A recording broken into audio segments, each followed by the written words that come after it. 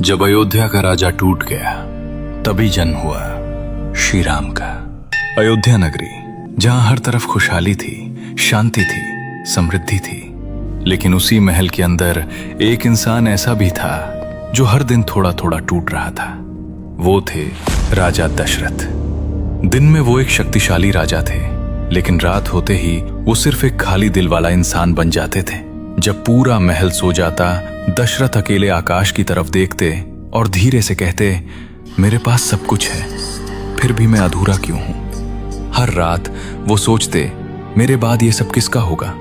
एक रात उन्होंने खुद से कहा, अब सिर्फ इंतजार नहीं, अब कुछ करना होगा। महर्षि ऋष्यशृंग को बुलाया गया और शुरू हुआ पुत्र कामेष्टि यज्ञ। विशाल यज्ञ वेदी, तेज जलती अग्नि, चारों ओर गूंजते मंत्र। मंत्रों की आवाज इतनी तेज थी जैसे धरती और आकाश के बीच कुछ बड़ा होने वाला हो। और तभी अग्नि अचानक तेज हो उठी, जैसे कोई शक्ति बाहर आने को तैयार हो। उस अग्नि से प्रकट हुए एक दिव्य पुरुष। उनके हाथ में था स्वर्ण पात्र जिसमें दिव्य खीर चमक रही थी। उन्होंने कहा, राजन, इसे अपनी रानियों को दे दो, तुम्हारी प्रतीक्षा अब खत्म होगी।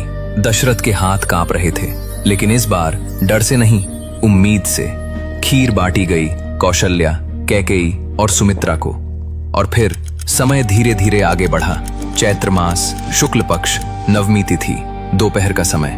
पूरा वातावरण शांत था, लेकिन उस शांति के अंदर एक अजीब सी ऊर्जा थी।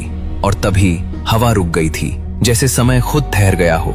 महल के अंदर अचानक तेज प्रकाश फैलता है। शंख और घंटियों की ध्वनि गूंज उठती है, जैसे पूरा ब्रह्मांड उस पल को देख रहा हो।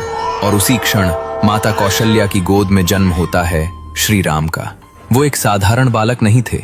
उनका चेहरा शांत था, लेकिन उनके अस्तित्व में एक गहरा तेज था। वो जन्मे नहीं थे, उन्हें भेजा गया था। उसी समय भरत, लक्ष्मण और शत्रुघ्न का भी जन्म हुआ, लेकिन राम का जन्म एक संकेत था। अब अधर्म का अंत तय है। आसमान से फूल बरसने लगे, देवताओं की आवाज गूंज उठी, अयोध्या की गलियां दीपों से जगमगा उठी।